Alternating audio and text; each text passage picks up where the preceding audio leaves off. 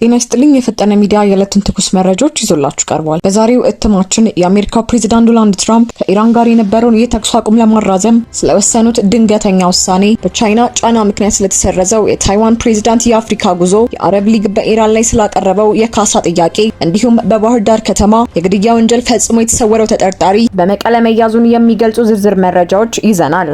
ዶናልድ ትራምፕ ከኢራን ጋር ያለውን የተኩስ አቁም ስምምነት ማራዘማቸውን አስታወቁ። የአሜሪካው ፕሬዝዳንት ዶናልድ ትራምፕ ዛሬ እኩለ ሌሊት ላይ ሊያበቃ የነበረው ከኢራን ጋር የተደረገው የተኩስ አቁም ስምምነት እንዲራዘም መወሰናቸውን በይፋ አስታውቀዋል። ፕሬዝዳንቱ ይህንን ውሳኔ ያስተላለፉት ቴህራን ጦርነቱን በዘላቂነት ለማቆም የሚያስችል የሰላም ስምምነት የውሳኔ ሀሳብ እንድታቀርብ ተጨማሪ የጊዜ ድል ለመስጠት መሆኑን ገልጸዋል። በዚህም መሰረት ቀደም ሲል ታቅዶ የነበረው ወታደራዊ ጥቃት ለጊዜው እንዲቆይ ትዕዛዝ ሰጥተዋል። ፕሬዝዳንት ትራምፕ እንደገለጹት የተኩስ አቁም ማራዘሚያው የተደረገው በፓኪስታን አደራዳሪዎች በቀረበላቸው አጣዳፊ ጥያቄ መሰረት ነው። ፓኪስታን በሁለቱ ሀገራት መካከል ያለውን ውጥረት ለማርገብ የዲፕሎማሲያዊ ድልድይ ሆና እያገለገለች ትገኛለች። ይህ ውሳኔ ከመሰማቱ ጥቂት ቀደም ብሎ ፕሬዝዳንቱ ለኢራን የተሰጣት ጊዜ እያለቀ ነው በማለት ስምምነቱን ለማራዘም ፍላጎት እንደሌላቸውና ወታደራዊ እርምጃ ሊወስዱ እንደሚችሉ ሲዝቱ መቆየታቸው ይታወሳል። ይሁን እንጂ የሰላም እድሉን ለመጠቀም ሲባል አቋማቸውን እንደቀየሩ ተመልክቷል። ምንም እንኳን የተኩስ አቁም ስምምነቱ ቢራዘምም ፕሬዝዳንት ትራምፕ በአካባቢው የሚገኙ የአሜሪካ ጦር ኃይሎች በከፍተኛ ጥንቃቄና ዝግጁነት ላይ እንዲቆዩና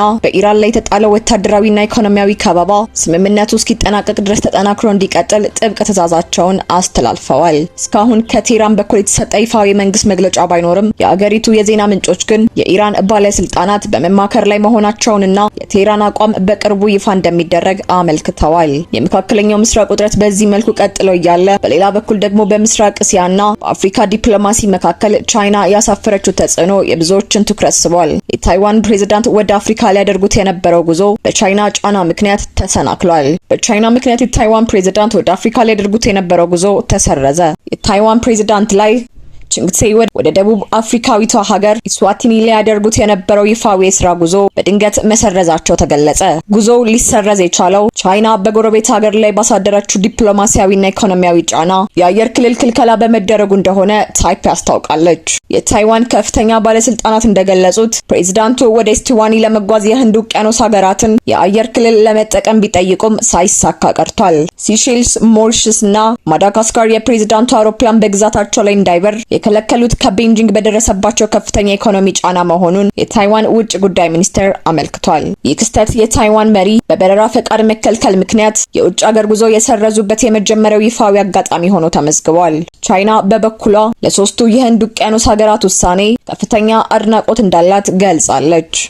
የቤጂንግ ባለስልጣናት ሀገራቱ የአንድ ቻይና መርህን ማክበራቸውን አድንቀው ጫና አድርጋለች መባሉን ግን አስተባብለዋል። ፕሬዝዳንት ላይ ቺንግሴ በበኩላቸው በኤክስ ገጻቸው ባስተላለፉት መልእክት የቻይናን እርምጃ ኮንነዋል። ፈላጭ ቆራጭ ገዢዎች በዓለም አቀፍ ስርዓት ላይ አደጋ እየደቀኑ ነው ያሉት ፕሬዝዳንቱ ቤጂንግ የምታደርገው የማስገደድ ዲፕሎማሲ ተቀባይነት እንደሌለው ገልጸዋል። በቀድሞ ስሟ ስዊትዘርላንድ የምትባለው ኢስዋቲኒ በአሁኑ ወቅት በአፍሪካ አህጉር ለታይዋን ሙሉ ዲፕሎማሲያዊ እውቅና የሰጠች ብቸኛ ሀገር ነች። ቻይና ታይዋንን እንደ አንዷ ግዛቷ ስለምትቆጥር ደሴቷ ከሌሎች ሀገራት ጋር የምታደርገውን ማንኛውም ይፋዊ ግንኙነት በጽኑ ትቃወማለች። በአሁኑ ወቅት በዓለም አቀፍ ደረጃ ለታይዋን እውቅና የሰጡት ሀገራት ቁጥር 12 ብቻ ሲሆን አብዛኞቹ በላቲን አሜሪካና ፓሲፊክ ውቅያኖስ የሚገኙ ጥቃቅን ሀገራት ናቸው። ዲፕሎማሲያዊ ፍጥጫው ታይዋንና በቻይና መካከል ብቻ ሳይሆን በመካከለኛው ምስራቅም አዲስ መልክ እየያዘ ይገኛል። የአረብ ሊግ አባል ሀገራት በኢራን ላይ የጠነከረ አቋም መያዛቸውን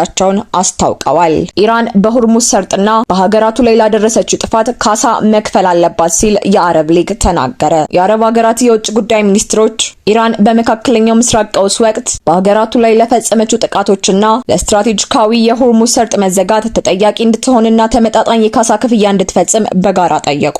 በባህሬን ሰብሳቢነት በቪዲዮ ኮንፈረንስ የተካሄደው የአረብ ሊግ አስቸኳይ ስብሰባ ኢራን በቀጠናው ሀገራት ላይ ለፈጠረችው የደህንነት ስጋት ሙሉ ዓለም አቀፍ ተጠያቂነት ሊኖርባት እንደሚገባ ወስኗል። ሚኒስትሮቹ ባወጡት መግለጫ መግለጫ ኢራን በተለይም በጆርዳን፣ ሳውዲ አረቢያ፣ የተባበሩት አረብ ኤምሬት፣ ባህሬን፣ ኦማን፣ ኳታር፣ ኩዌትና ኢራቅ ላይ ለደረሱ የሰውና የንብረት ጉዳቶች በዓለም አቀፍ ሕግ መሰረት ካሳ የመክፈል ግዴታ እንዳለባት አሳስበዋል። ይህ የካሳ ጥያቄ ቀረበው ቀደም ሲል ኢራን እነዚህኑ ሀገራት በእኔ ላይ ለተከፈተው ጦርነት ተባባሪ ናቸው በማለት የካሳ ክፍያ ጠይቃ በነበረበት ወቅት መሆኑ የቀጠናውን የዲፕሎማሲ ፍጥጫ ይበልጥ አክርሮታል። የዓለም የንግድና የነዳጅ መስመር ዋነኛ መተላለፊያ የሆነው የሆርሙዝ ሰርጥ መዘጋት በዓለም ኢኮኖሚ ላይ ከፍተኛ ጫና እያሳደረ ይገኛል። ይህንን ተከትሎ የባህር ላይ ጉዞ ደህንነትን ለማስጠበቅ የሚረዱ አማራጮች ላይ ለመምከር በለንደን ልዩ ስብሰባ ተጀምሯል። በእንግሊዝና ፈረንሳይ መሪነት እየተካሄደ ያለው ይህ ዓለም አቀፍ ወታደራዊ ውይይት በቀጠናው የሚታየውን የኃይል ሚዛን ለማስጠበቅና